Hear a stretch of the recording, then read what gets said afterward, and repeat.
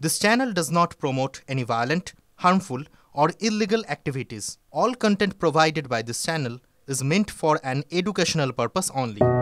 তিলোত্তমা যে ডায়েরি লিখতেন সে কথা আগেই জানা সকলের। ঘটনার আগের দিনও তিনি ডায়েরি লিখেছিলেন, তেমনটা বারে বারে জানিয়েছেন তার পরিবার।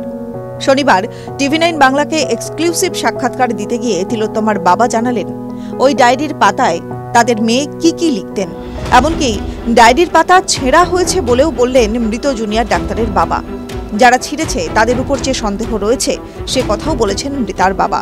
তিনি বলেন, আমার মেয়ে ডায়েরি লিখত, মারা যাওয়ার আগেও লিখে গিয়েছে, আমায় এমডিতে গোল্ড মেডেল পেতে হবে, মা বাবাকে ভালো রাখতে হবে। এদিন তিলোত্তমার পরিবার আরও একজনের উপর নতুন করে সন্দেহ প্রকাশ করেছে।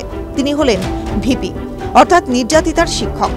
মৃত চিকিৎসক পড়ুয়ার বাবা বলেন, আমার মেয়ের ডায়েরির পাতা ছেঁড়া হয়েছে, এর মানে কি?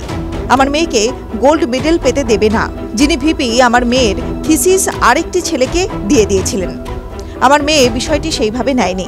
এর মধ্যে কি রহস্য ছিল সেটা ভিপি বলতে পারবেন।